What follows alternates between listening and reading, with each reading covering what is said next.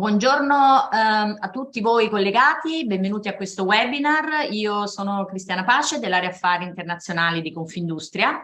Bonjour à nos conférenciers et experts de Paris, Madame Pauline Baller, Regulatory Analyst della CITEO, e Romain Collier, European Affairs Advisor della CITEO.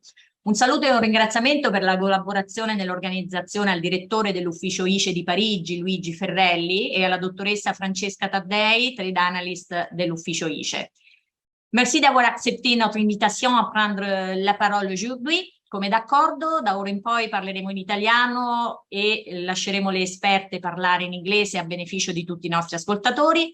Prima di lasciare la parola al mio collega Marco Ravazzolo, responsabile ambiente ed energia in Confindustria, nonché co-partner di questa importante iniziativa interarea di Confindustria, brevemente ricordo che siamo al secondo webinar di questo ciclo dedicato alla normativa imballaggi nei paesi europei, terzo se si considerano le 2 edizioni dedicate alla Germania, dove l'intento di Confindustria è quello di fornire alle nostre aziende e associazioni una guida all'applicazione pratica e ai nuovi obblighi previsti in materia di imballaggi, smaltimento e, come sentiremo oggi dalle nostre esperte francesi, di etichettatura delle merci in entrata sul mercato in Francia. Oggi lo faremo grazie alla CITEO, l'organismo francese preposto per l'organizzazione, la gestione e lo sviluppo del riciclaggio degli imballaggi e della carta immessi sul mercato in Francia in ambito di responsabilità estesa del produttore. Partirei subito con gli interventi, dando la parola a Marco Ravazzolo. Buon lavoro a tutti. Grazie. Prego Marco. Buongiorno Cristiana, ringrazio e saluto i colleghi relatori e saluto i colleghi che sono, i tanti colleghi che sono in ascolto. Come giustamente dicevi, proseguiamo con questi webinar che so essere molto apprezzati dalle nostre associazioni e imprese sulla normativa degli altri paesi europei in materia di imballaggi. Oggi affrontiamo quella francese, normativa molto recente, c'è una legge del 2020 francese relativa alla lotta agli sprechi e per un'economia circolare, che fissa nuovi obiettivi e regole sia per la produzione che per un consumo più sostenibile. Questa legge poi ha rinviato ad un decreto che è il focus del webinar di oggi, che disciplina appunto nuove regole per l'etichettatura degli imballaggi, il cosiddetto decreto Triman. Si tratta di un decreto che va approfondito. Anzitutto il decreto è già in vigore da settembre, poi prevede diverse scadenze per alcune tipologie di beni che andremo a vedere oggi, prevede un periodo transitorio per il cosiddetto salvo scorte e poi rinvia ad una linea guida CITEO che è opportuno approfondire. È un tema questo molto attuale, anche noi italiani ci siamo dotati di una disciplina sull'etichettatura ambientale degli imballaggi. Si sta chiudendo proprio in queste settimane il procedimento normativo che ci porterà entro fine anno ad avere anche noi un decreto per l'etichettatura. E già notiamo, guardando un po' anche agli altri paesi, differenti tipologie di approccio che sono anche il frutto di un differente approccio che stiamo registrando presso la Commissione europea.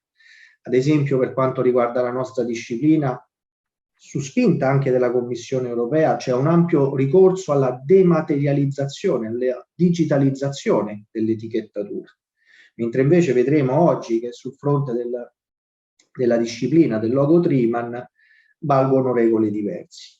Ora, questi webinar servono sostanzialmente a 2 obiettivi. Uno, dare tutte le informazioni e il supporto possibile alle imprese italiane, come sappiamo sono imprese vocate all'esportazione.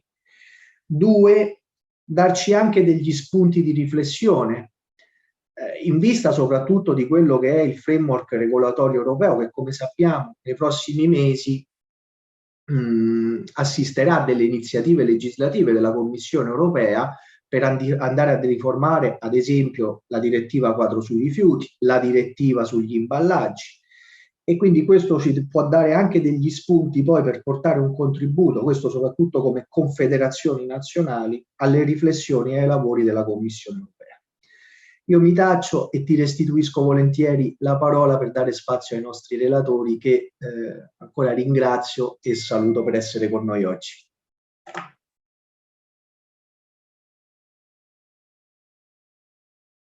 Buongiorno di nuovo, allora lascio la parola al direttore dell'ufficio ICE di Parigi, Luigi Ferrelli. Grazie.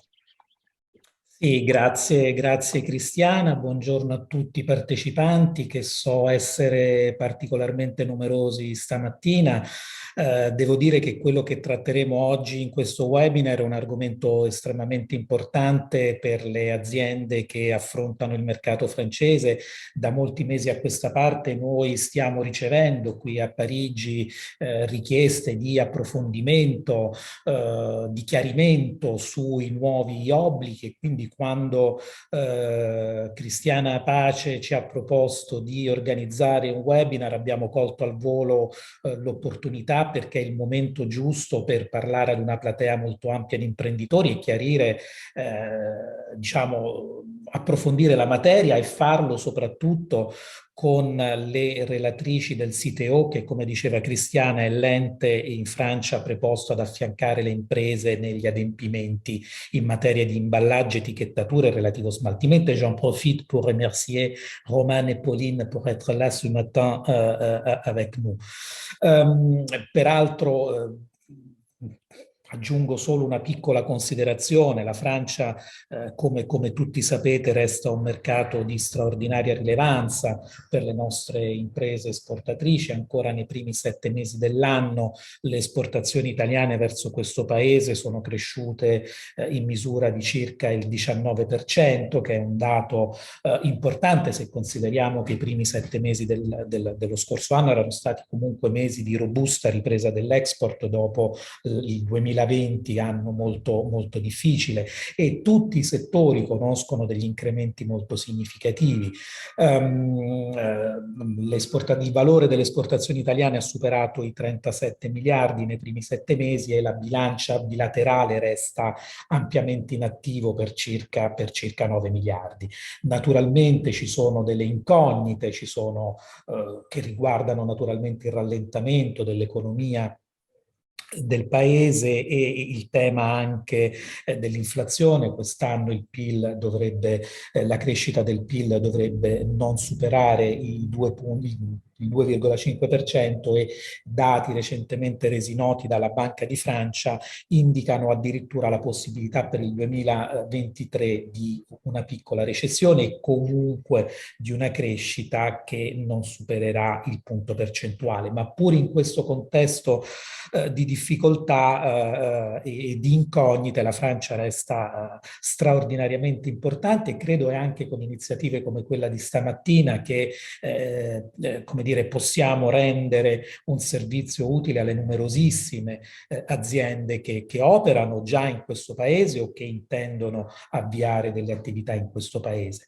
Avremo alla fine della mattinata una, credo, anche ricca sessione di domande e risposte, e naturalmente lo anticipo, noi qui a Parigi restiamo a disposizione anche con gli amici e i colleghi del CITEO per fornire assistenza ulteriore, e questo lo dico al dottor Ravazzolo e a Cristiana. Naturalmente restiamo a disposizione anche per eventualmente organizzare ulteriori momenti di approfondimento nelle prossime settimane.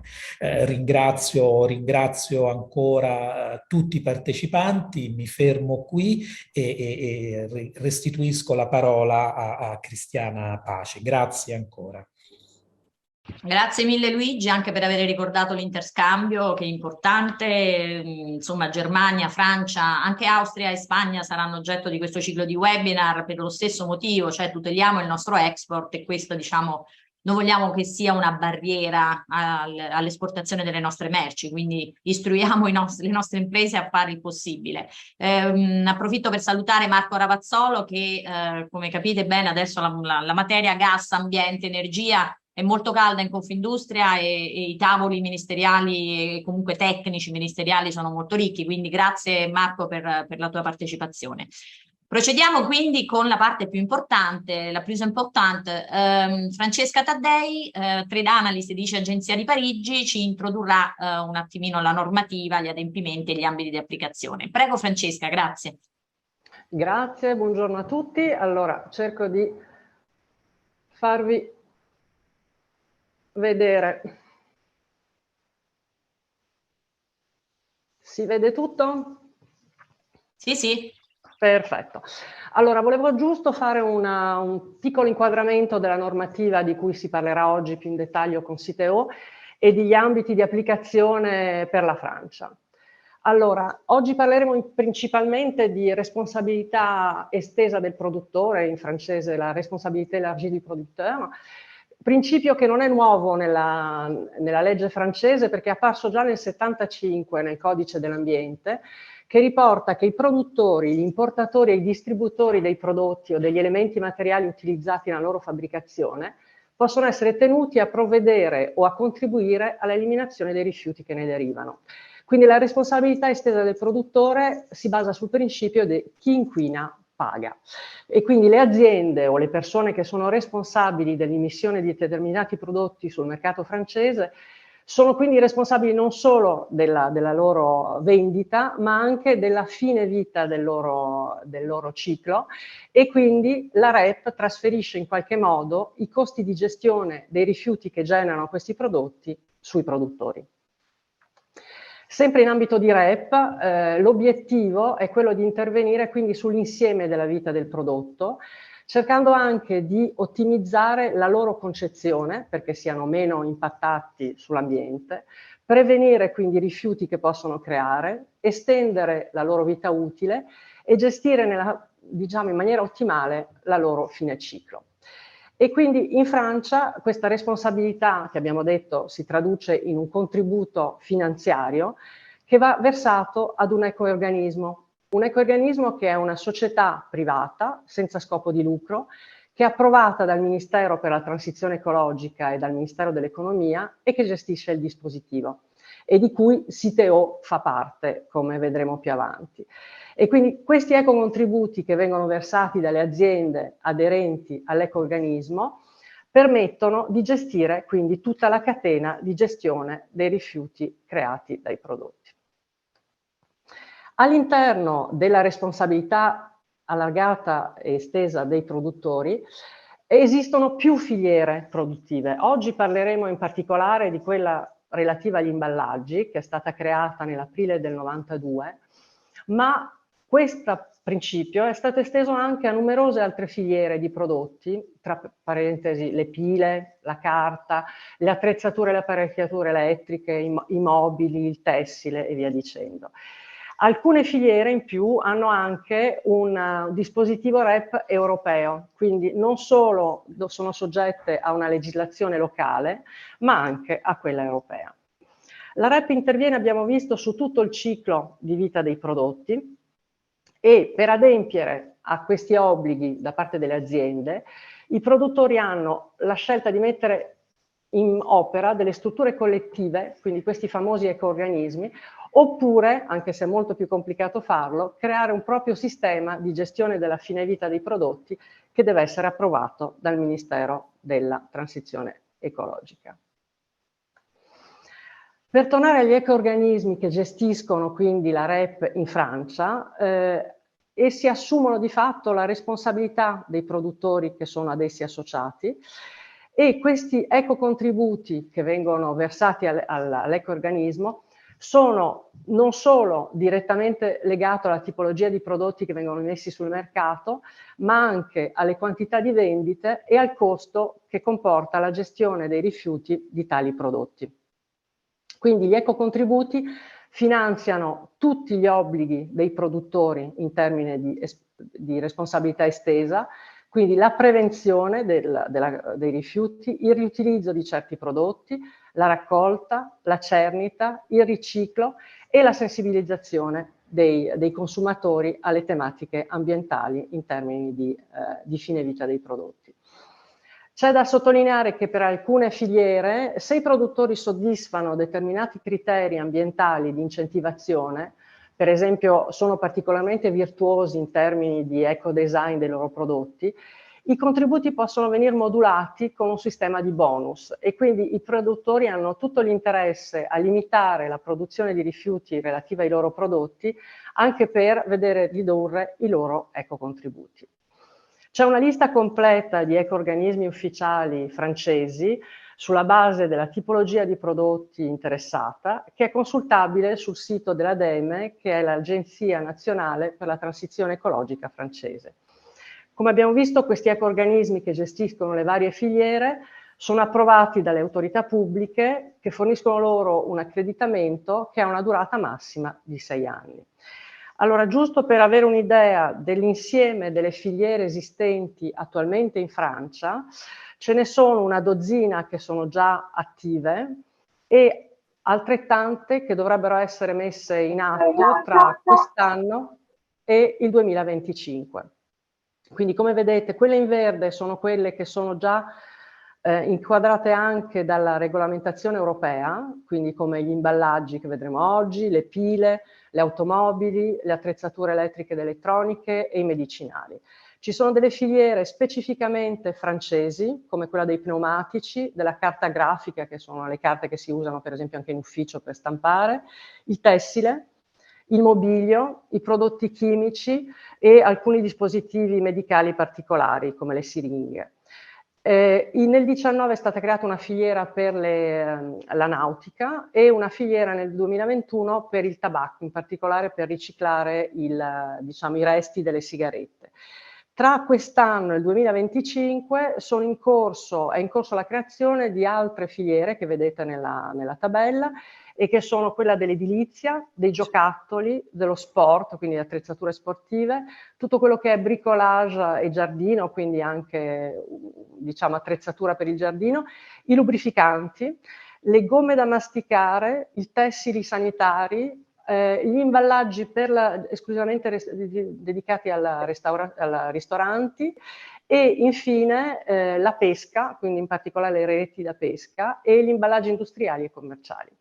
Quindi, giusto da sottolineare un particolare, oltre agli obblighi in materia di imballaggio di cui si parlerà oggi molto più in dettaglio, se i prodotti delle industrie, delle vostre aziende appartengono ad una di queste filiere, sono tenuti a conformarsi alla REP anche della filiera interessata mediante un'adesione all'organismo di riferimento. Infine, un breve cenno, ma di cui aveva già parlato il dottor Avazzolo, alla legge AGEC, che è la legge che inquadra, in maniera normativa le filiere della REP che abbiamo appena visto e che ha obiettivo quindi di creare un'economia circolare in opposizione a un'economia lineare, con lo scopo non solo di trattare i rifiuti, ma anche di limitarli e di prevenire la loro creazione. Quindi è una legge che è stata adottata nel febbraio del 2020, che è stata, in questo momento è implementata con una serie di decreti e l'obiettivo di tale legge è di accelerare il cambiamento nei modelli di produzione, nei modelli di consumo, per limitare gli sprechi, preservare le risorse, la biodiversità e il clima. Ci sono 130 articoli che hanno come obiettivo quindi veramente di passare a un'economia circolare e si articolano attorno a 5 assi principali, che sono l'eliminazione della plastica monouso, l'informazione dei consumatori, la vedremo molto bene con la parte degli imballaggi, la lotta contro gli sprechi, la favorizzazione del riutilizzo soprattutto nei circuiti solidali, l'obsolescenza programmata, quindi combattere contro l'obsolescenza programmata, una migliore capacità di produrre i prodotti perché siano più adeguati a questa nuova tipo di economia e soprattutto stabilire dei criteri per poter meglio affrontare il futuro. Infine, questo equilibrio che è creato dalla legge per la responsabilità delle imprese si accompagna anche ad una migliore informazione dei consumatori che diventeranno degli attori anche loro, con l'obiettivo che anche ci sia una spinta da parte dei consumatori a preferire dei prodotti che siano più adeguati a questa economia circolare e meno inquinanti. E nell'ambito della legge AGEC rientra la missione di CITEO, che è l'eco-organismo francese di riferimento per gli imballaggi, e che oggi è rappresentato da Pauline Boller, che è analista per la regolamentazione francese, e Romane Colleux, che è consigliera per gli affari europei, che ringrazio ancora per la loro preziosa collaborazione a questo webinar e a cui passo la parola. Grazie a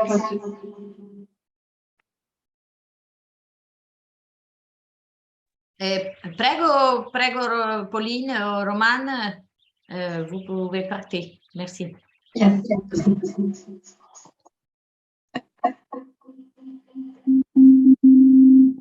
Probably you should close one of your microphone. Yes.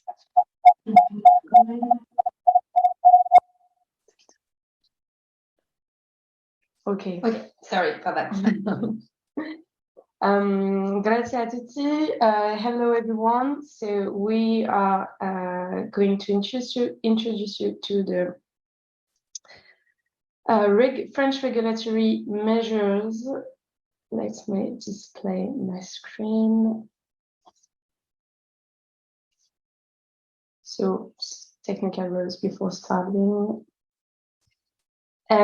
So today we are going to introduce you to the regulatory constraints regarding packaging for Italian companies. So I'm Romane Colleux, EU Affair Advisor for CITEO. And with my colleague, Pauline, we're going to introduce you to all the obligations. Yes, hello everyone. So I'm Pauline Baller, I'm regulatory analyst. So I'm trying to help our clients to understand the French regulation. So we are really pleased to do it for you, like Italian companies.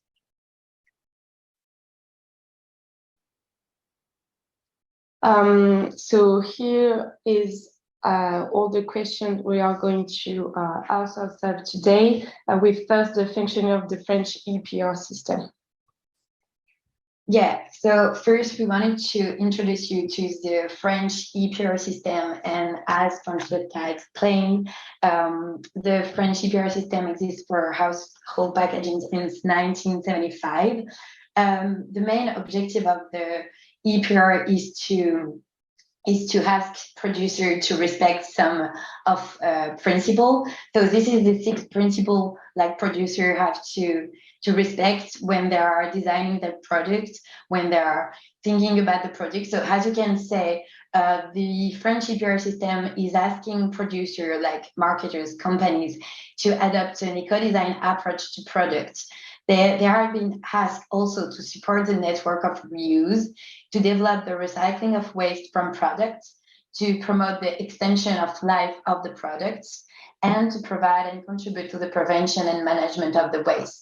It's also been asked to reorganize and repair, restructure of the social and solidarity economy. This is a big picture of what is asked to producer with the French EPR system.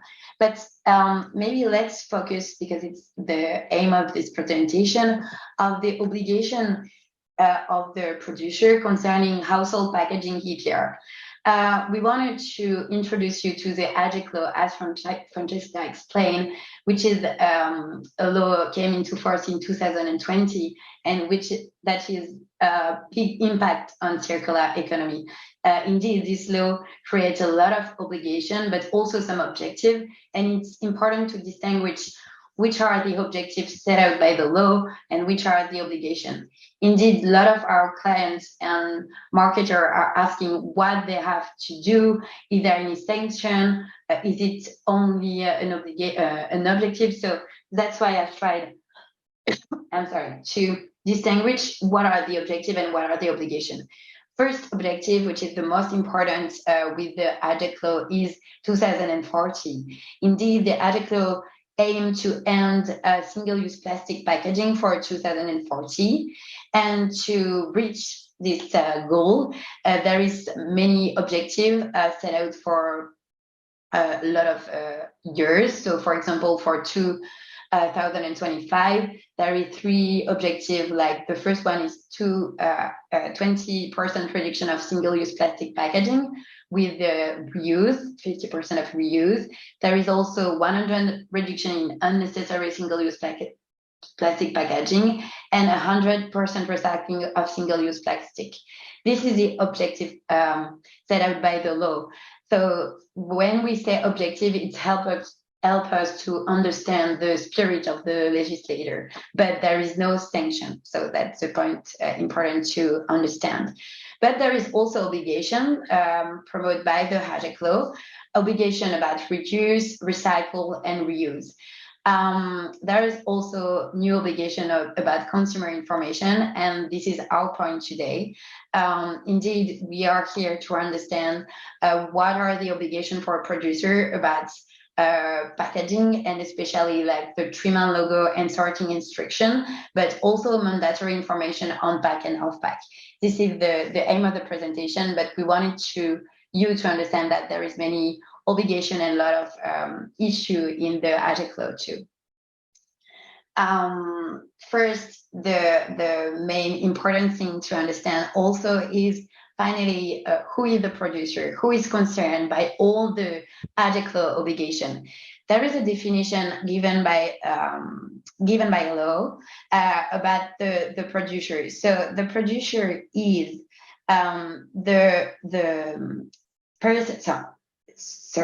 producer means any person who professionally package or has packaged products with a view to putting them on the markets, meaning the French markets, or any importer whose products are marketed in package, or if the producer or importer cannot be identified, the person responsible for first putting the product on the market.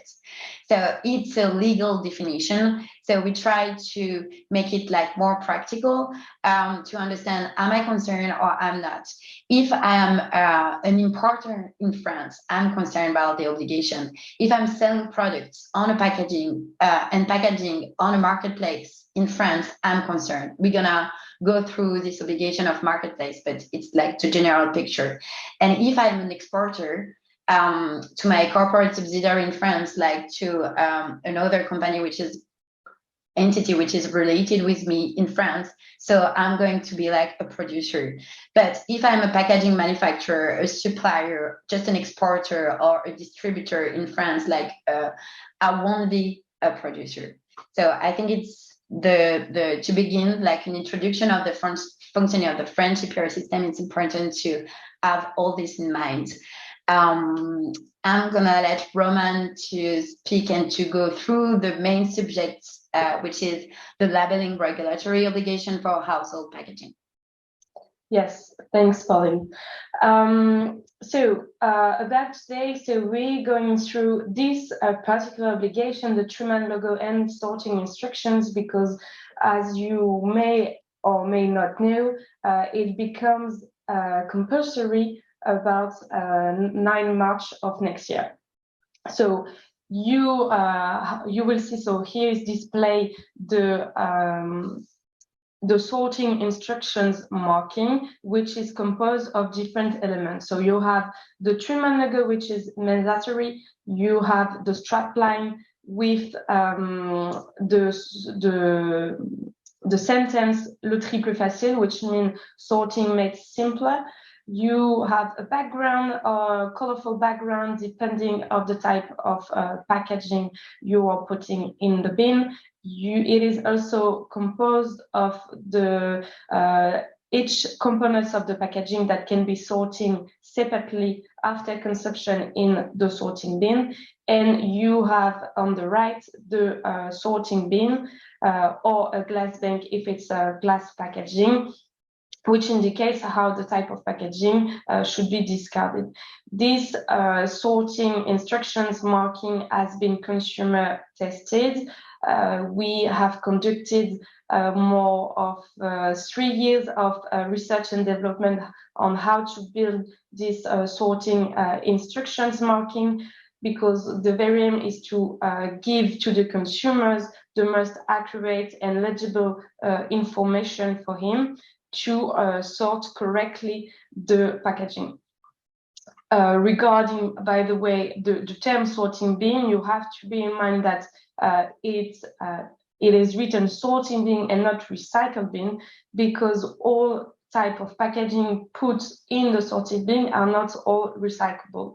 So it comes from our new obligations dealing from the ciclo, as Pauline mentioned, that we have the sorting, the extension of sorting instructions, which means that now in France, all type of packaging have to be put in the same bin. Before, only plastic and then paper, cardboard, but now all type of packaging, even though, as I said, they are not recyclable. The very aim is to first make the sorting just as simpler for consumer. They don't have to ask themselves, should they or should they not put this type of packaging, even if it's like a flexible packaging in the sorting bin. And the second reason is that with all the type of packaging in the sorting bin, it will help recyclers, for instance, to develop R&D projects in order to develop new recycling scheme, because it will help to massify the volume flow of packaging and then develop those R&D projects. So we will go through on how to design such marking. But first, who is responsible of the labeling obligation? So there is a distinction between an exporter, for instance, an importer, a producer. So the rule is that if you are a producer, an importer, or a person responsible for placing on the market the product, then you have to contribute to CITEO, and you are the person responsible to put the label on the packaging. There is so two remaining questions. If you are an exporter, there is so you are exempted to put the label on the packaging. However, if you have a subsidiary or another entity in the country of export, so in France, then you are considered as a single entity. And in that case, so you are the first entity placing on the market, so you are responsible of putting the label on the packaging. So there is this slight exemption for exporter. And regarding marketplace, you have to be in mind that marketplace are responsible of any seller in that are selling in the e-market, meaning that if although you're a producer, but you are not distributing the product itself, because it goes through the marketplace. Since the marketplace is responsible of all the sellers that are on the marketplace, they will not accept producers, manufacturers that do not put the sorting info label on the packaging. Then you will have to put the sorting info label on the packaging, and the marketplace will monitor and make sure that you put this this label in order to be able to sell on the marketplace. There is so there is an exception for the distributor. The distributors, such as big supermarket brands, are responsible of putting a label obligation if they are also selling their own private label product. So a private label product is a trademark for a product whose characteristics have been defined by the company or group of companies that retails it and owns the brand under which it is sold. Meaning that in that case, since it's their own product, the distributor is responsible to put the packaging on pack. So there is there are all these different rules of who is responsible for packaging, for putting the label on the packaging, and it should be your first question when it comes to these labeling obligations. Then second question is, what type of packaging are covered by the obligation? Is it B2B? Is it B2C? Please be in mind that it refers only to household packaging. So if you come under the definition of a household packaging, then you are the entity which is responsible of putting the marking on this packaging. So then when it comes to B2B, we understand that some secondary and tertiary packaging can be made available for consumers. So in that sense, we recommend, and our interpretation is that you should as well put the info tree on the packaging, because the very aim is to inform consumers about the sorting gesture, the sorting instructions. So it's to think if there is any doubt that the secondary and tertiary packaging, which are only B2B packaging, are made available to consumers, then we recommend and we advise you to put the info tree. So you also have a new EPR scheme that will be put in place next year in 2023 about HoReCa packaging, which are catering packaging. So it is the same rules. So far, there is still this EPR scheme is still under construction, so we don't know what are the specific rules, but it is exactly the same rules that if the packaging is made available for consumers, then you will have to put the info tree. So in restaurants, for instance, packaging will be available for consumers, so they will come under the obligation of the label requirements under the ciclo. So these are the two packaging covered, and for your information, so you have also an exemption with the glass beverage containers. So they are not covered by the requirements, but it's only beverage container. So if you are non-beverage, meaning that you are like a mustard jar, a marmalade jar, pickle jar, cosmetic packaging as well, then you are covered by the marking obligation, and you have to put the info tree on your packaging.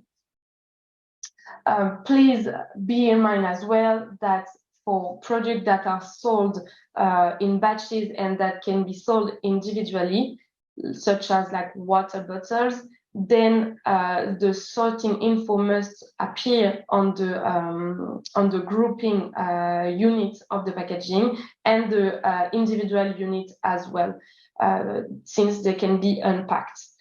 Similarly, for products that can be consumed on the go, the sorting info must appear on the main packaging and on the packaging. If your product is composed of different elements, then you have to think whether the elements are thrown away together or whether they are not. If they are thrown together by the consumer, then you have only one sorting gesture, so you need only to have one info tree on the packaging. If you have two different sorting gestures for different elements of the packaging, then you will need to put the label on the different elements.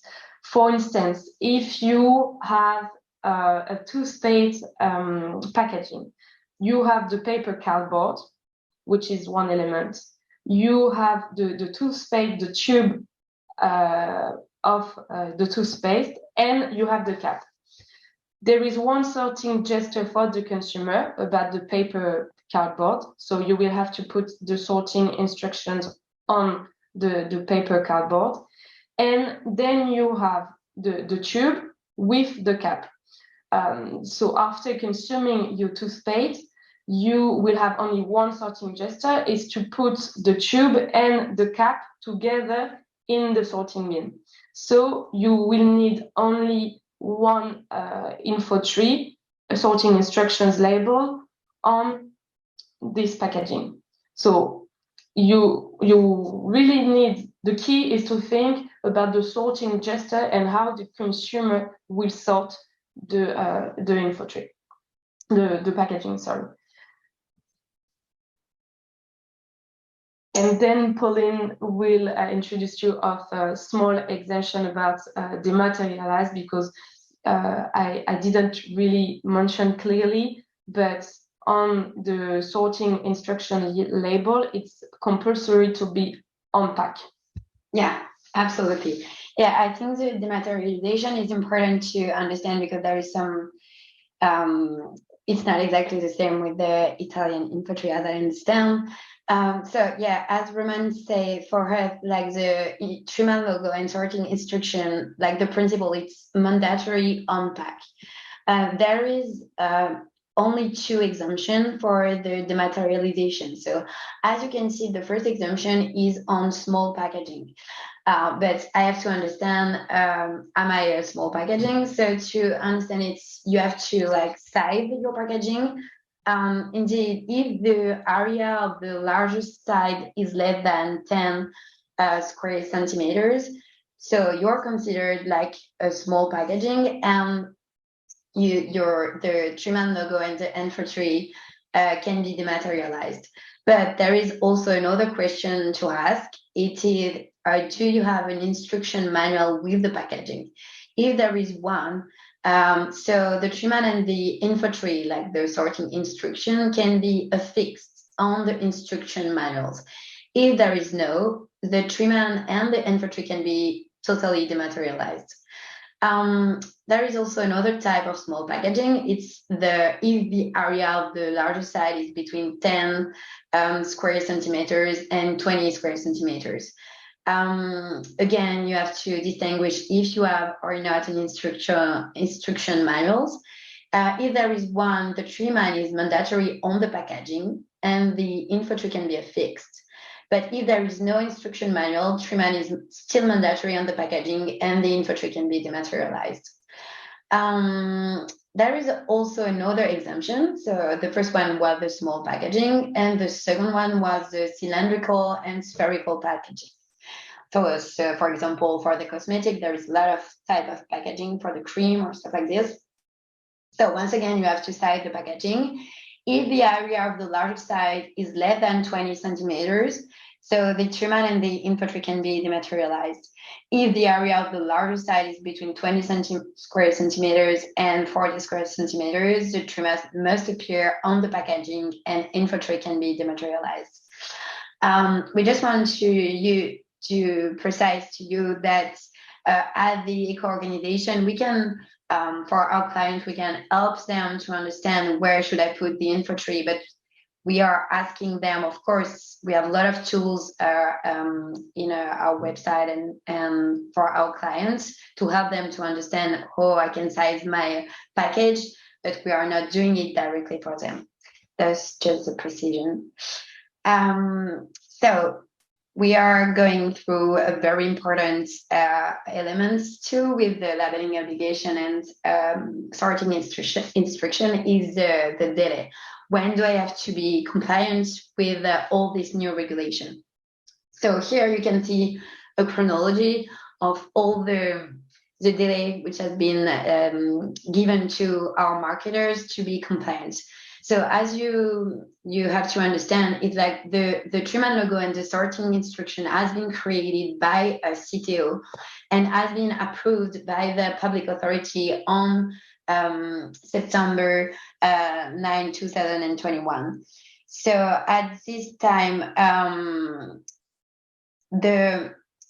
so from 9 September 21 to 8 September 2022, there was an extension period for marketers to bring their packaging into compliance. So there was 1 year from the dates the inventory have been validated to be for marketers to be in compliance. So until 9 September 2022. But there was also an extension of periods until the 8th of March 2003. So in some months, like not 6 months, but 5 now. So there was an extension period for marketers to sell existing stock of packaging manufactured or imported before 9 September 2022. So if the packaging are not compliant, there was like 6 months to sell the existing stock. So before, as you have to understand, is after the 9th of March 2023, all the packaging must be compliant with the new regulation. But there is a precision which has been given by our public authorities, like recently in July, saying that after March 2023, it is possible to package and market a product without the compliant sorting instruction marking if the packaging has been manufactured before September 9, 2022, and if, second condition, the person who packaged the product has taken possession of this packaging before March 9, 2023, whether or not it has been filed out. So it means that as long as you receive the packaging to pack goods before March 9, 2023, then you are allowed to sell the packaging without the sorting instruction on the market after March 2023. I hope it was clear. We can answer question after, because I know it's a really important point to understand, and it was even for us kind of complicated to understand what exactly was the delay. So after having understand when I have to be compliant, it's important to understand the sanction, like the penalty. If you're not compliant, and if you're not respecting the good marking after March 2023, except the exemption I've mentioned, what is the penalty? So the environmental French code precise that it's a fine for company up to 15,000 euro.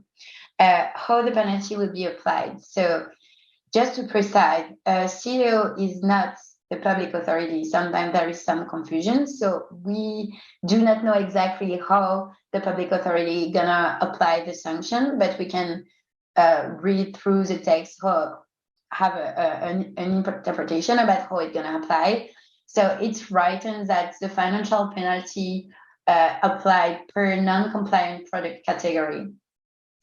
So we have the question, is it for sales for each sales unit which are not compliant or for product category? We still do not know exactly, but as you can see, it's written in the French environmental code like this, like product category.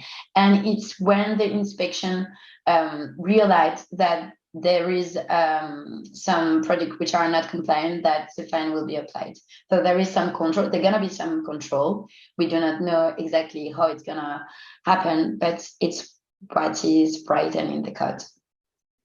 I think we've been through all the questions, like regulatory question, like am I concerned? What is the delay to comply? What is the sanction? So maybe I'm gonna leave Roman explain about exactly how to put the logo on your packaging, like more practically. Thanks, Pauline. So regarding the design of your inventory, if you contribute to CITEO, you will have sorting info guide, which will help you step by step of how you should design your info tree. You will have access to all the pictograms, the color, the structure of the sorting instructions, depending on your type of your packaging. So, and to have access to this guidance, you need to contribute to CITEO. It's a way to make sure that, well, companies which are putting product on the market comply with the legal requirements. So first, so there are 3 steps of creating your info tree. Then the first step is the choice of color. The second step is the design with the element, the different element of the packaging I showed you. And the step 3 is the format of the info tree. So regarding step 1, you can choose to have the info tree either in color or in monochrome, depending of, well, the design of your packaging you would like to have. We give the choice to producers. So the only requirements is that if you use a glass packaging, the color should be green because it is the color of collection in France. And if you do not use a glass packaging, then all packaging are discarded in the yellow bin. So you should use the yellow color for other type of packaging than glass. If you have, for instance, for a pickle jar, different components of different materials, then you will have to add the 2 colors with the yellow one in first for the lids, which is in metal, for instance, for a pickle jar. And then you will have to add the green color for the glass packaging. You can also choose to use monochrome. You can use the pattern of your choice. So if you don't want, here is a display on the screen in black, but should you wish to use another color, it is possible. You do not have to print the white background of the sorting info. You can use the color of the material or the decoration of the packaging as long as it remains legible for consumers. So it's really up to you, and you are given the choice. Please just note that it should be either printed on the packaging, but you can also use stickers should you wish to put the stickers on your packaging, or if you are not able to print your packaging in time on March 9 of next year, you can also use the stickers. But should you wish also to engrave or emboss your packaging with the sorting info, we do not have a straight answer from the public authorities, but in our understanding and in our interpretation, this method may not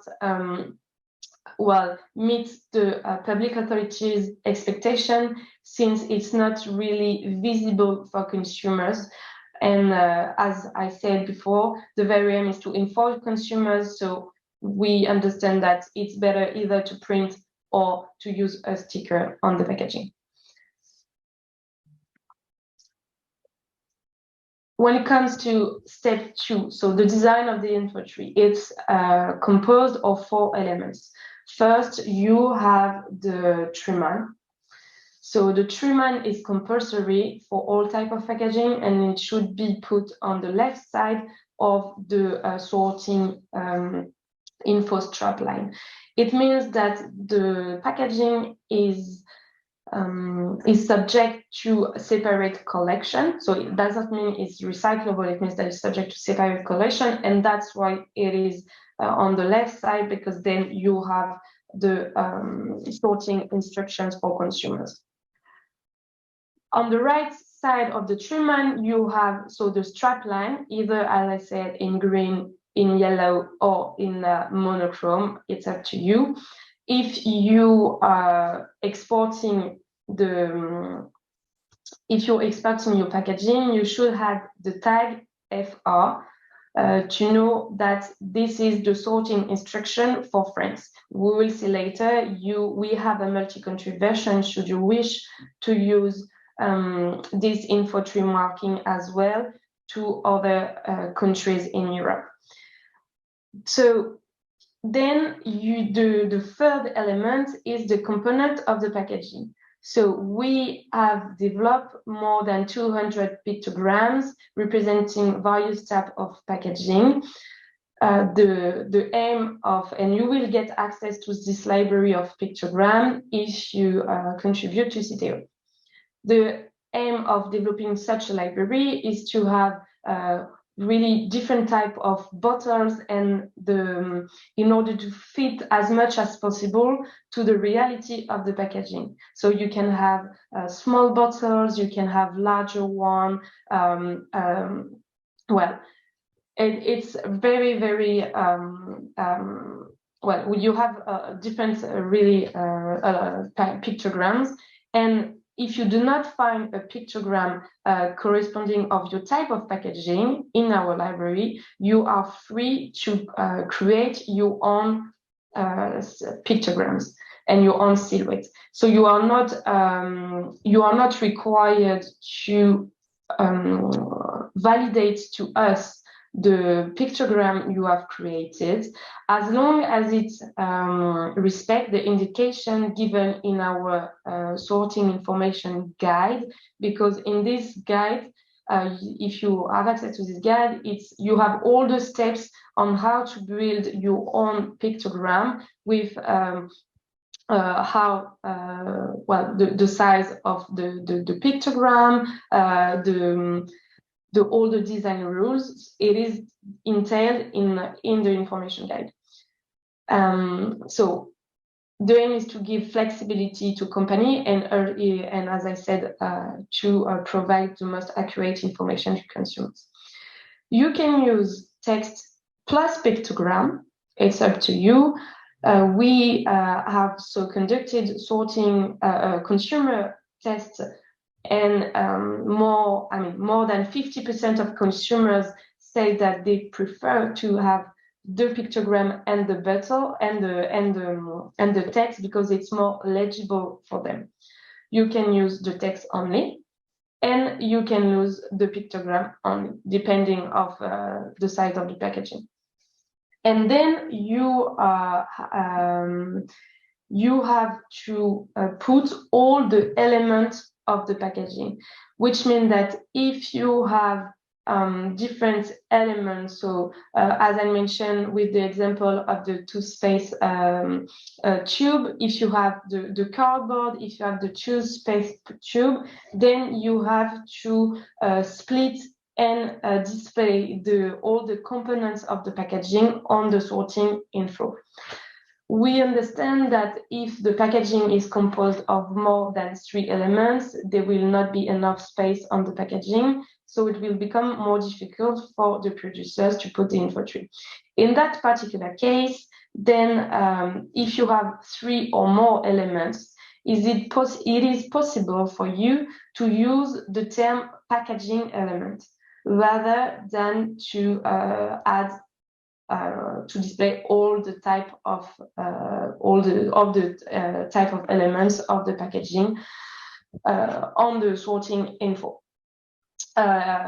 So if and there is no pictogram for the packaging elements, so you will have to use the text only. So well, it's mandatory. But you can choose to display all the elements or the packaging elements. It is also, please note that regarding elements, the leaflet is not a packaging component. So if you have a leaflet in your packaging, it's not referred as a packaging element.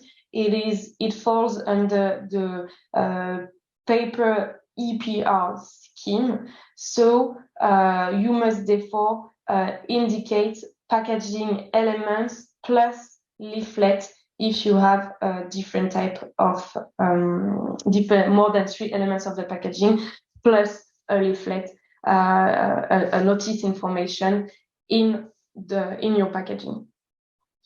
And then fourth element, you have the destination. So it's either the sorting bin or the glass bank. So in yellow and in green, you can use, it's the same rule, you can use the text plus the pictogram or the pictogram only. Please bear in mind that it is, so we have chosen to use this loop instead of the Mobius loop, because the Mobius loop means that it is recyclable, and it would be misleading for consumers, because in the sorting bin, and as I mentioned before, it doesn't mean that the packaging put in it are recyclable. So that's why you should not use the Mobius loop, but you should rather use this circle loop as a symbol if you do not wish to use the text. And for the glass bank, there is no loop; it's only the pictogram of the bin.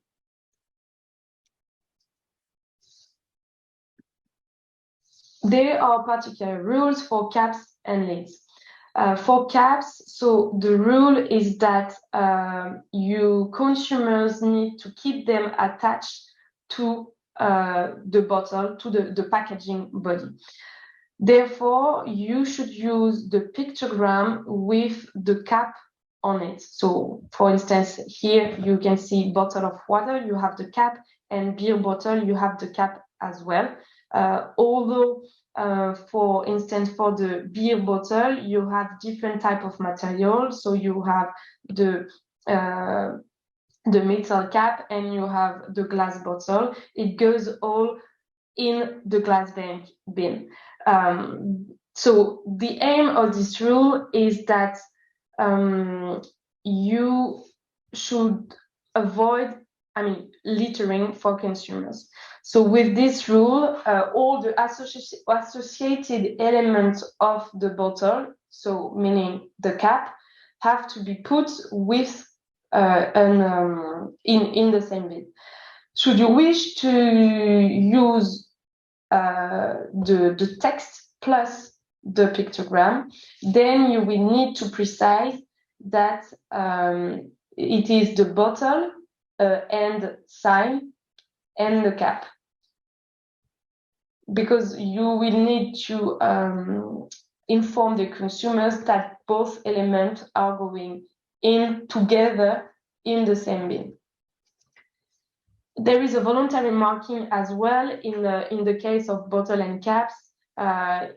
If you want to provide more detailed information to consumers, you can have on the bottom of the sorting information label, you can add the sentence "leave the cap on the bottle" in order to provide more detailed information. It's totally voluntary marking, so you're not obliged to. But again, the objective is to give the most accurate rule and legible rule for consumers in order to avoid littering. It is optional, and if you wish to adapt the sentence "leave the cap on the bottle," it can be adapted as long as it has the same meaning. For the lids, there are different rules than for the caps. For the lid, the rule depends on the material of the lid and the material of the packaging body, which means that if you have identical material, such as here displayed on the screen, the Baltic cream jar, which is made of jar lid of plastic, jar and lid are made of plastic, then you have to sort all the elements in the same sorting bin. And if you use the text only, and then you will have to use the jar and sign lid in the sorting bin. If you materials of if your components of the packaging are made of different materials, such as the body cream jar, where the jar is in plastic and the lid is in metal, it goes all in the same sorting bin, but you will have to make the distinction between in the symbol and also in the if you use text only, you will have to make the distinction with the jar plus the lid, and then you will put the sorting bin. And for if your materials are different and they have different sorting instructions, then for each element you will have to put the corresponding bin, so sorting bin or glass bank, next to the components of the packaging. Why are there such differences? I know it goes a lot into details, but the differences rules comes from between caps and lids. It comes from the size of the caps and the lids. It's essentially because of that, since caps are way much smaller than lids, so they are more exposed to the phenomenon of littering. That's why we require to put the bottle and the cap together in the sorting bin, whereas for lids, it's they are less subject of the phenomenon of littering, so you need to separate the two components.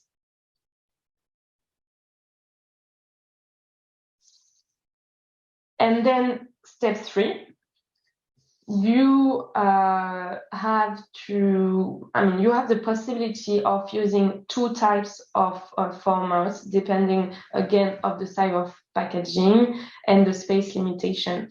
There is a principle of proportionally applied. So again, you will have all the detailed information in the information guide. So there are regulatory constraints of the size of the trim. There is also the standard sign, which is 10 millimeters high. And then you have the compact format of trim, which is 6 millimeter high. So you will have all the information, but it's very strict. Although you can, the standard version can be enlarged. On the other hand, all the formats cannot be reduced. So you cannot downsize the info tree, but you can upsize if you wish to put the information in a more clear way on pack. And then you have also the multi-country version. It was not part of CITEO's obligation from the AGEC law to develop such multi-country version, but with the consumer test we have conducted, and also we wanted to take this opportunity to use this info tree not only for the French market, but also more broadly within the European market, and to provide and to have such, an harmonization of market, if you wish so, if you have different type of sorting instructions depending of the country of destination. So as you can see, you have 2 blocks. The first block should be the French one, so you can put it on top next to the second block. It's really up to you. So you have the first block, which is the French one. It should be with the Triman logo next to it. Then you can have the French sorting instructions.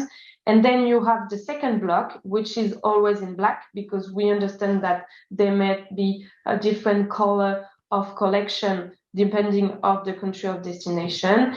And you can do the difference between the country with the tag of the country. So you have to put the FR tag on the French block, and then you can add the tag of your country you wish to use the sorting information label on the second block.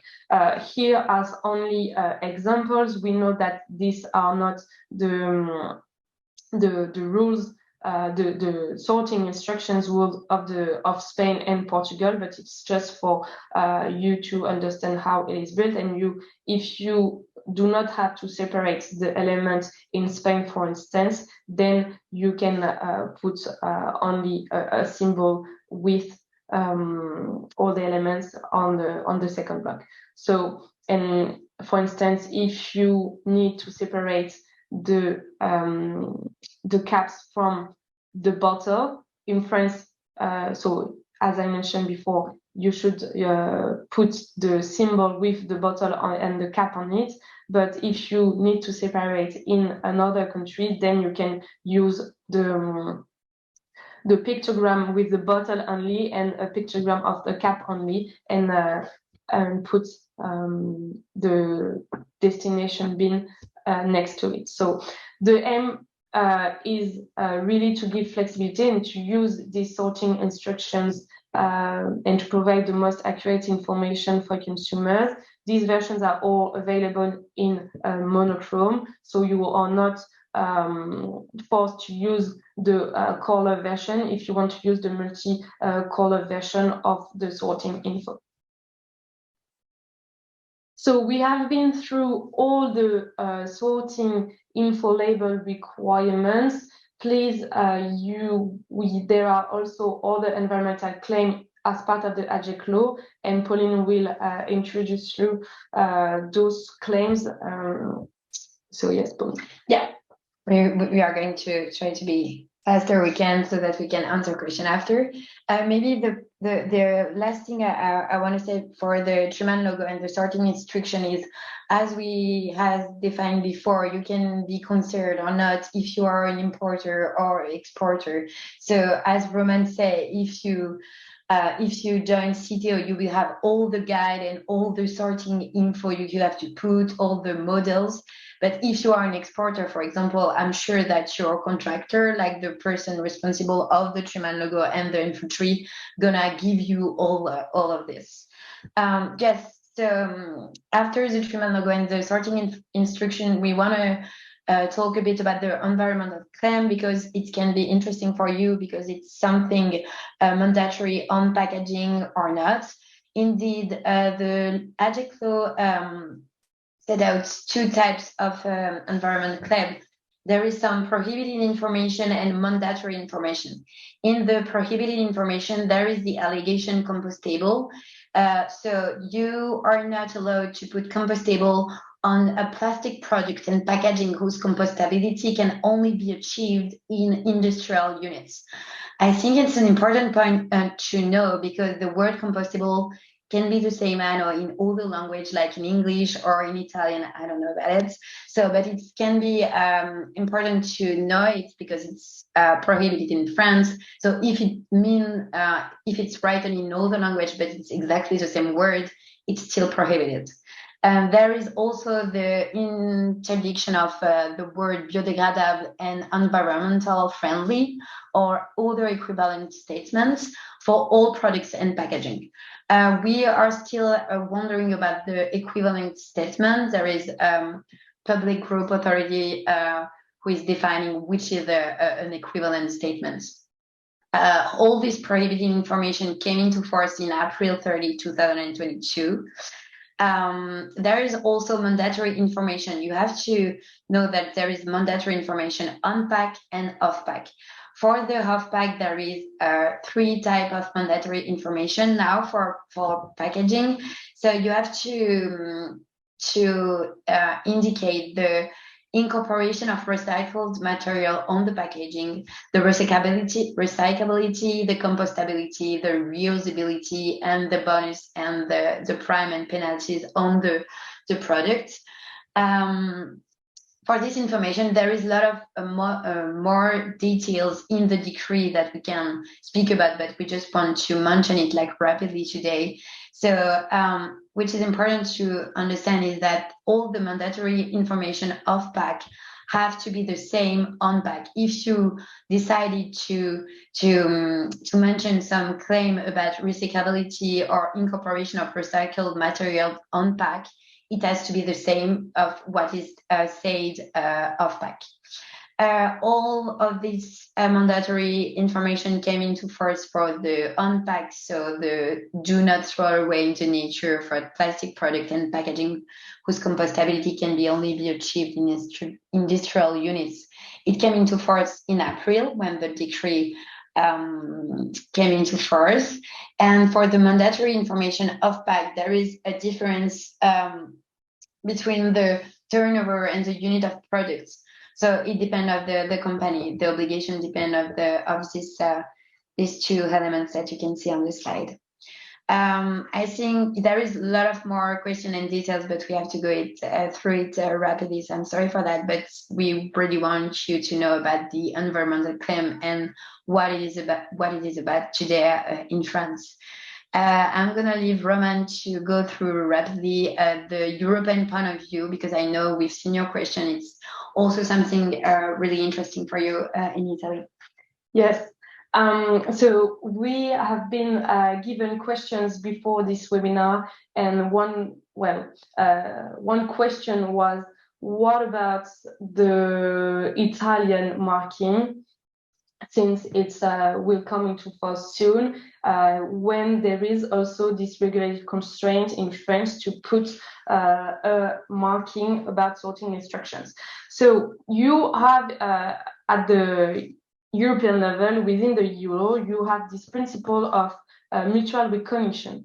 What it means is that where there is not when the rule is not harmonized at EU level, then countries have to recognize the legal rules of each other, even though these the countries do not have the same exactly the same technical rules.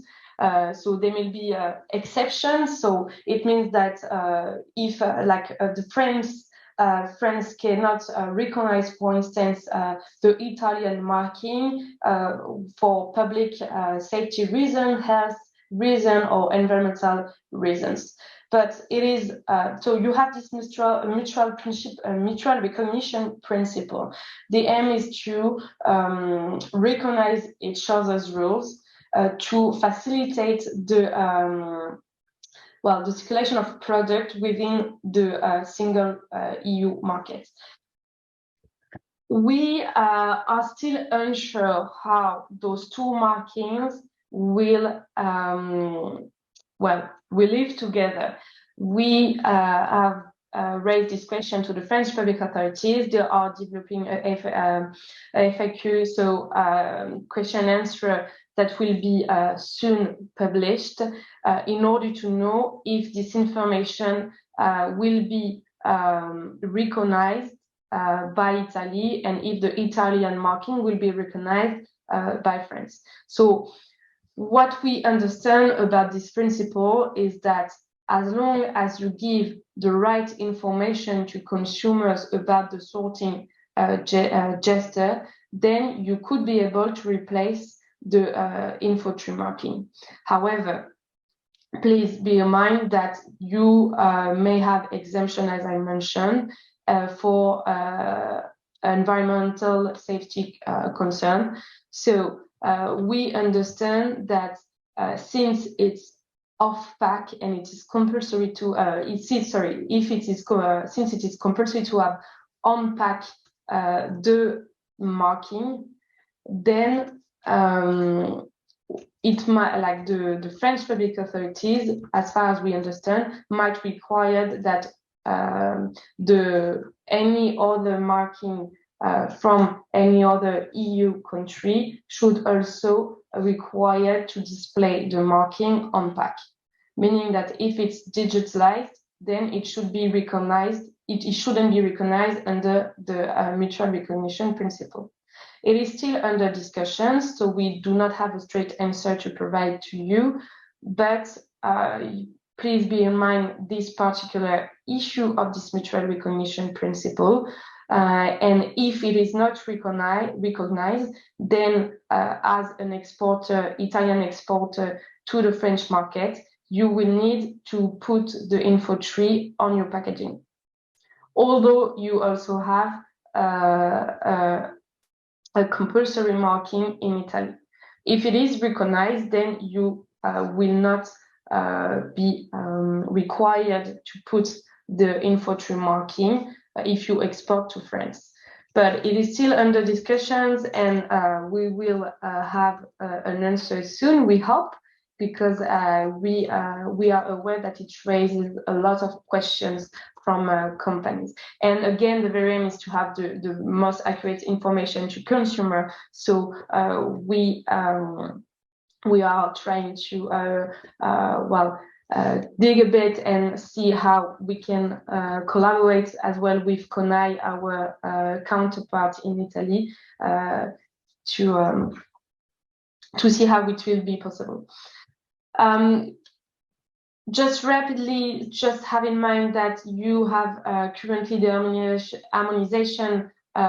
You have the directive on packaging and packaging waste directive, which regulates the packaging rules on the market. And so far, you have essential requirements of packaging, harmonized requirements, but it is under revision. And under this revision of the packaging and packaging waste directive, you will have the harmonization of sorting instructions.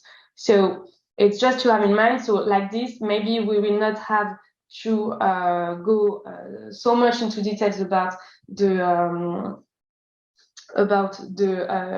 mutual recognition principle, but still it will be the proposal will be published by the end of November, so we will have a clearer vision of how all the EU markings will be harmonized. We have put as well this slide just for your information to about the sub-directive, but I'm sure you're aware of this marking requirements at EU level.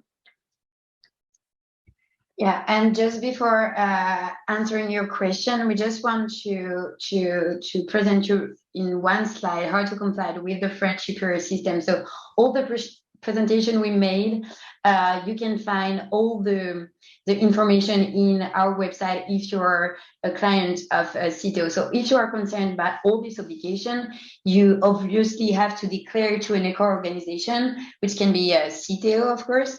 So we just want to present you like super fast the three types of declaration you can make. Indeed, there is just a difference with the side of your company if you have to declare to CITEO. A major company who puts more than 500,000 consumer sales unit have to do the first declaration. All the unit puts on the market have to be declared. If you are the second one, the sector-specific declaration, it means that you are a company putting between 10,000 and 500 sales units on the market, and then you're gonna go a sector-specific distribution flat-free declaration. And there is the third type of declaration, which is only 80 euro, and it's for people who are company who are putting on the market less than 10,000 sales units, consumer sales units, and there is no need to provide any figure. So just like this, you can contribute to this CITEO with these three types of marking. And last, before the Q&A, as you know, there is an obligation of unique identifiers since January 1st, 2022. So every company has to provide to their clients or a unique identifier to justify they are a producer and they contribute to an eco-organization. They are respecting all their obligations. And this is important for marketplace because, as we have said to you, marketplace are now responsible of the contribution. So they are responsible for the seller on the marketplace. So practically, like I think Amazon did that, they are going to ask you as a seller on the marketplace your unique identifier. But how can you have this unique identifier? You have to contribute to an eco-organization and, for example, to CITEO. And the eco-organization is gonna give you the unique identifier. There is also the sanction if you are not complying with this new obligation. I think we've been through all. I think we went a bit like longer than we were supposed to. We are sorry for that. But yeah, let's answer to your question if you have some. Maybe we've been through all the question you have during the presentation. But yeah. Thank you very much, Pauline. Thank you, Roman. It's been very intense. I mean, you touched many points. I understand it's a very,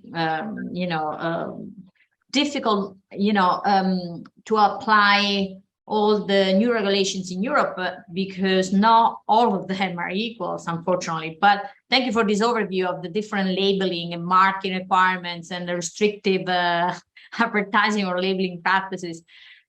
One thing I understand is the use of French is compulsory almost everywhere. So this is also important to know. Thank you also for the timelines and the deadlines you gave. So, of course, we have received hundreds of questions. I will just show you a few of them. Like we did with the other webinars, my suggestions to all companies connected is to address the specific questions regarding product categories to your industry associations of Confindustria, so they can collect them all and then forward it to the CITEO. CITEO, of course, thank you for making yourself available to answer, but definitely we will have our industry associations to kind of intermediate between the companies regarding the specific product categories questions, because are many. Okay, so I'm just to show you a few of a few of the questions. You can see them. All right. So first, in the environmental French code, packaging is considered. Oops, sorry. I cannot see it. What is that? Okay. As well in the presentation of the good. Does it mean that even the labels must be considered packaging? It is necessary to have confirmation to avoid that thousands of labels are thrown away because they are considered non-compliant or that they are used in violation of the French legislation. Yeah. So to answer this question, it's not going to be like that simple, of course, because it's slow. So in principle, labels are, in most of cases, labels are not considered as packaging components, but there is some exception. And to answer this, to know if you are under this exception, you have to ask yourself two questions. Does the label fulfill a packaging function? That is to say, any object, whatever the nature of the materials of which it's made, intended to contain and protect the goods, to allow their handling and their routing from the producer to the consumer. And the second question you have to ask yourself is, does the label meet the definition of a packaging, which is packaging components and auxiliary elements incorporated into the packaging are considered parts of the packaging into which they are incorporated. I know it's kind of a definition of legal definition, but you have to remember that labels are not, but it can be if it's like an element necessary for the packaging and if there is no other elements. I think we're gonna like write down to answer the question to be more precise and so that you can have it like write it down. Yeah, just to add one example about this. For instance, if you have a glass and you have a label on the bottom of the glass, it is considered as a packaging because it's the only element of the glass. But if you have a label on the packaging itself, then it is not considered as a packaging. It's a label. So it's just, I don't know if it's clear enough, but it's one example to understand how labels are considered as packaging and how they are not. I hope this is clear. In the same legislation, it seems that the possibility of using stickers to report recycling indications is allowed. Is this option always applicable or only in certain cases? If so, in which cases the stickers application is mandatory? As I mentioned in the presentation on how to design info tree, it is always possible to use stickers on the packaging rather than to print the sorting info label. So either you choose to print or you can use a sticker, it's up to you, but we advise to print on the packaging also for eco-design reasons, because as you may know, label like the stickers may be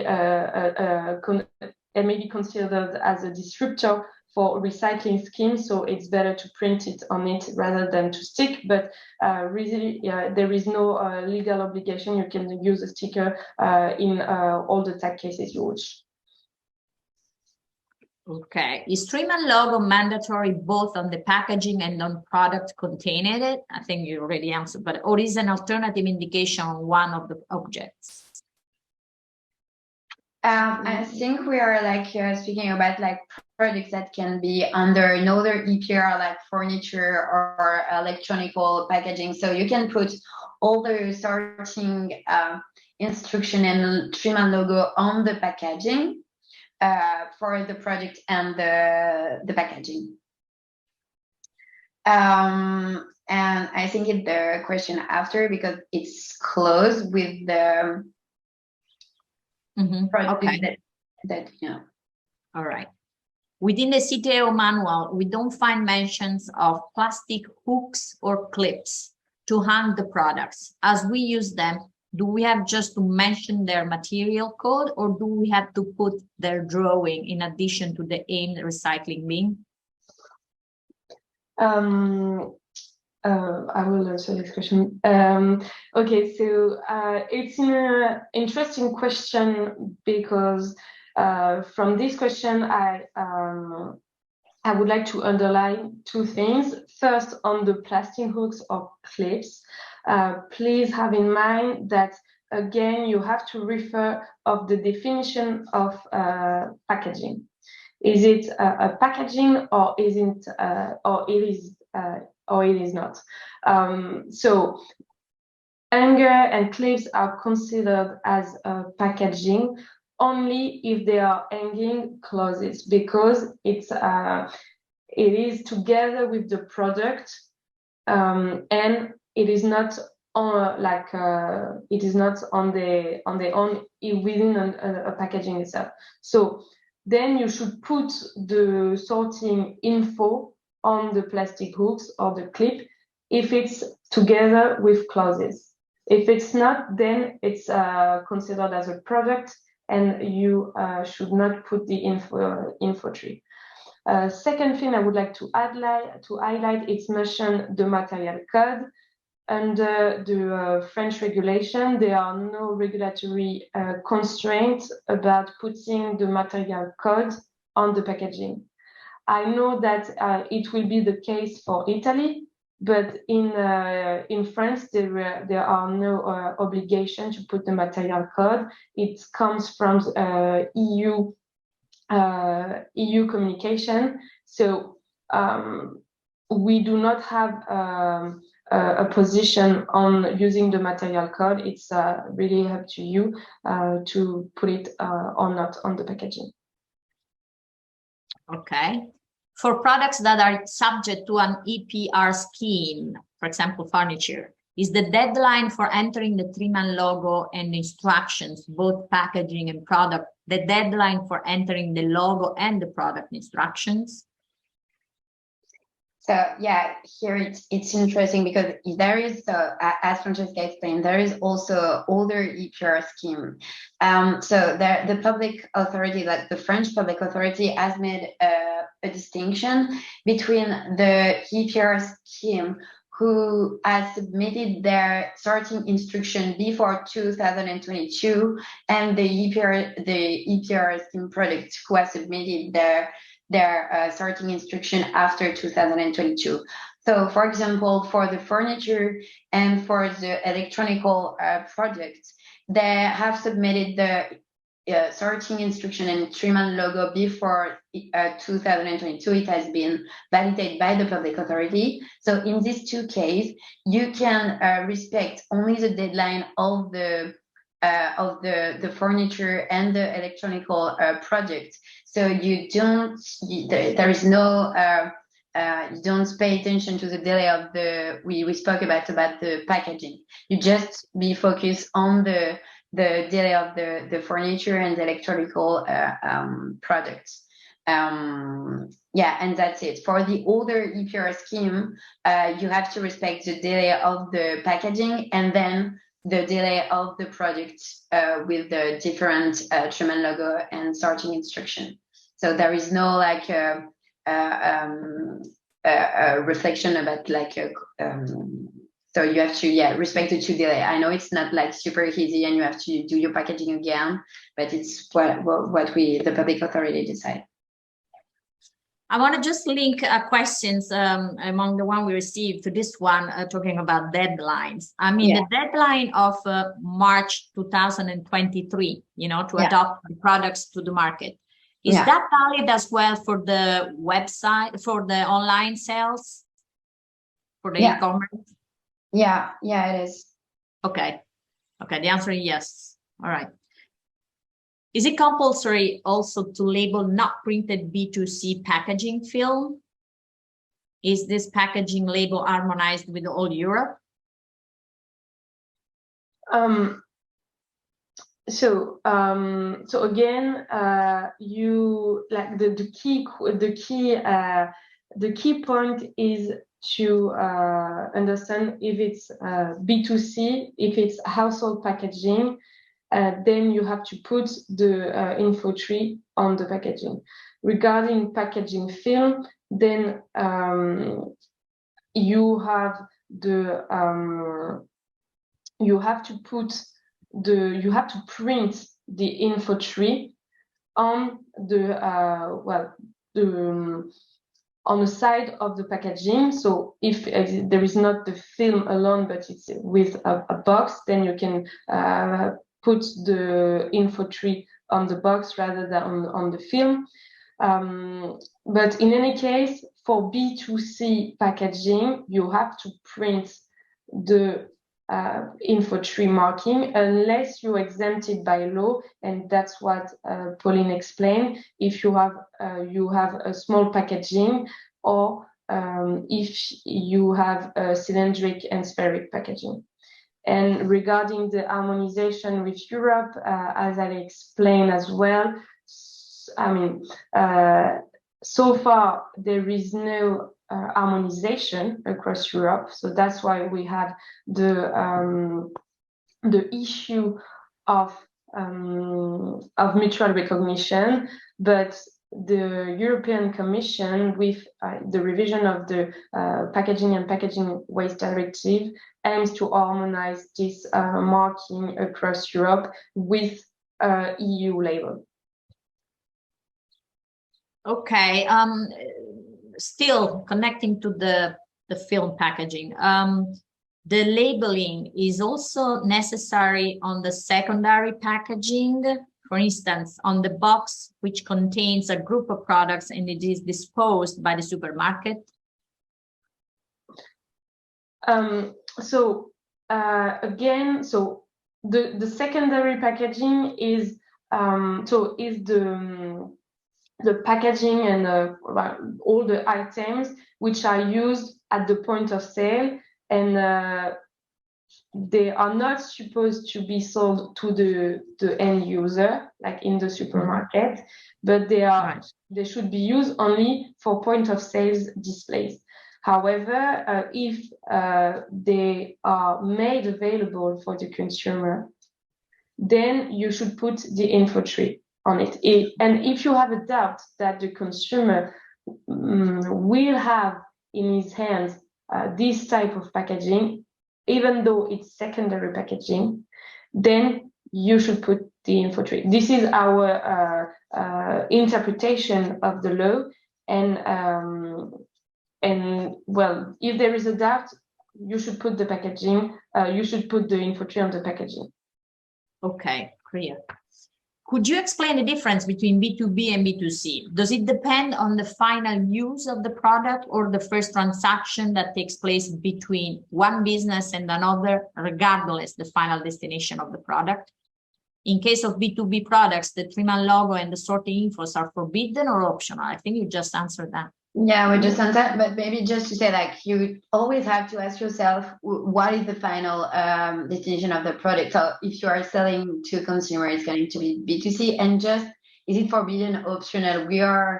It's like for B2B products, it's not, of course, mandatory, but like you can put it if you want, like there is no. All right. It's still possible. Yeah.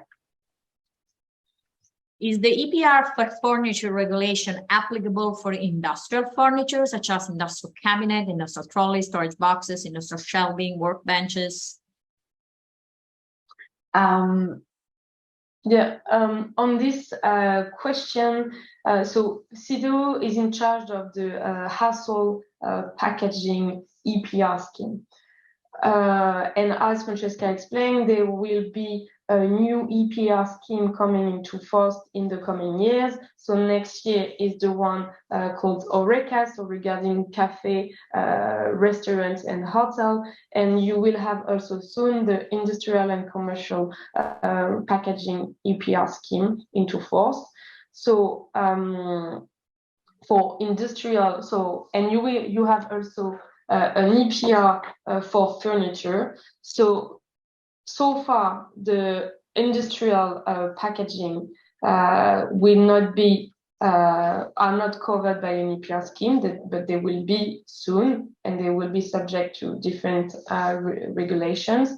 And for furniture, so there is currently an EPR scheme as well, such as household packaging. And for this regulation, you should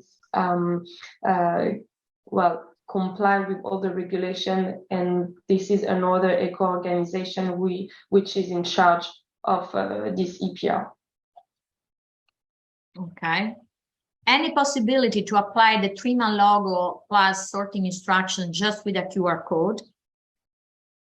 So I think yeah, we've been through with the dematerialization, so it's like really there is only two exceptions with the small packaging and cylindrical packaging. Otherwise, there is no possibility. You really have to put it mandatory to put it on the packaging. Right. So I'll just read another one regarding the B2B shipments. We are simply exporters. We generally sell and ship mechanical parts to French companies with wooden pallets or wooden boxes. Mm-hmm. Do these new rules involve B2B shipments? No, as we've said, it's only like for B2C. So this type, because the pallets and wooden pallets are not supposed to go to consumer, so they are not concerned by the sorting instruction. Okay. I think we just went over enough. Again, there will be many other to answer, but my suggestion to companies is to address to their own industry associations, and then you can collect and forward to CITEO. So I think go ahead. If you have any question, please, you should contribute to CITEO, and you will have access to client service. We will be able to answer your particular case if you have like specific questions regarding your product. Yeah, of course, if you're concerned, as we said, by the contribution, and you have to be compliant with the French regulation, you can you can contribute, and then we have all we are accompanying all the companies about communication, where do I put my info tree and stuff. And maybe the last thing we wanted to put the focus on is if you are like a producer, like a producer defined by the French law, so you have to contribute to an eco-organization. If you're just an exporter, I think this presentation is interesting to understand what kind of discussion you have to have with your contractor, like the importer, like maybe you have to think about it and it's something you have to put on the contract. So yeah, that's why it can be like interesting for you to know about all this marking issue. And the importer should give you access to all the materials and to all the text and pictograms to print the info tree on your packaging. Yeah. Thank you for this explanation. Sì, appunto, volevo dire in italiano che nel momento in effetti in cui le aziende interessate, quindi esportatrici che mettono prodotti soggetti quindi a questa etichettatura e a questo regolamento francese sul mercato, devono obbligatoriamente passare per CITEO, quindi le colleghe hanno spiegato che in realtà pagando questo contributo alla CITEO si ha accesso anche a tutta quella che è un'assistenza diretta da CITEO su quelle che sono le questioni e le domande specifiche, quindi questo diciamo che agevola un po' il tutto. Io voglio ricordare a tutti che sia la presentazione della dottoressa Francesca Taddei, che quella di Romain Colleux, che quella di Pauline Moller, che hanno fatto congiuntamente, sarà messa a disposizione sulla piattaforma, e così come la registrazione di questo webinar, a cui i nostri relatori hanno tutti quanti acconsentito, verrà caricata sulla nostra piattaforma. Quindi attendete la nostra comunicazione per sapere quando è pronta e poter poi riascoltare o visionare la documentazione. Merci beaucoup tout le monde. Grazie mille, thank you very much. Pauline, Roman, Francesca, Luigi, buon lavoro, molto utile il webinar, molto apprezzato dalle nostre aziende che a tuttora il y a 85 utilisateurs connected. So, grazie ancora, buon lavoro e alla prossima. Arrivederci.